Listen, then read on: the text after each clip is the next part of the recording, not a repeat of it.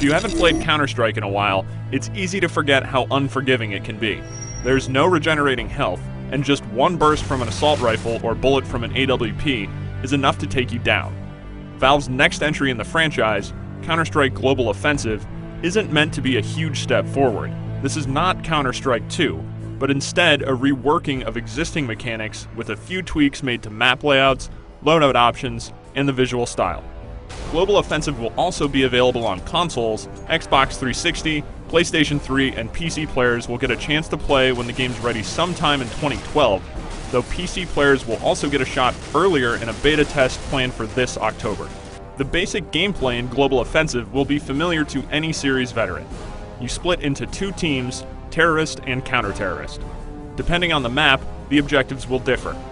On Dust and Aztec, the terrorists need to plant a bomb at one of two designated sites, while the counter-terrorists need to stop them. There aren't any respawns or revives, so once you die, you spectate the rest of the match. Before each round begins, you purchase weapons to determine your role. There's plenty to choose from. High-powered sniper rifles, submachine guns, and assault rifles are all available. If you survive a round and win, you keep the weapons. If you die, you lose them and have to repurchase. That's where money comes into play. Kills and wins reward you with cash, which can then be used for better and more varied gear. This includes standard explosive grenades, flashbangs, and smoke, as well as a new gear item, the Molotov cocktail. This weapon can have a significant effect on the field of play. It does damage over time to anyone standing on the flames it creates, though once you step off the fire, the damage over time stops. More than a direct damage weapon, it seems to be effective as a deterrent.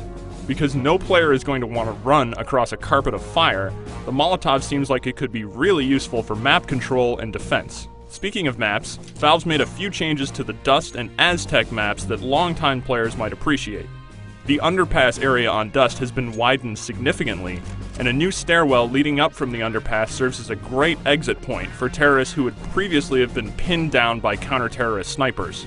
Other returning maps, like Dust 2, have barely been touched aside from the new visual style, and fans can expect to see Nuke, Inferno, and Italy in the game when it launches. There's more in store too, but Valve isn't discussing it quite yet. When setting up games, Global Offensive will include a matchmaking system that drops you into 5-on-5 fights. You'll have a skill ranking, so ideally you'll be shooting players of appropriate skill levels, and bots of corresponding difficulties will be subbed in when human opponents aren't available. For anyone who finds 5-on-5 matches to be too restrictive, custom games can be set up on PC, though console players won't have this ability. With more weapons to play around with, like the stun gun, and a few other minor changes made to the gameplay, Global Offensive manages to differentiate itself just enough from previous Counter-Strikes to stand out. Even with changes, this still feels very much like Counter-Strike. Fast, punishing, and a lot of fun. For more details on Global Offensive, head over to IGN.com.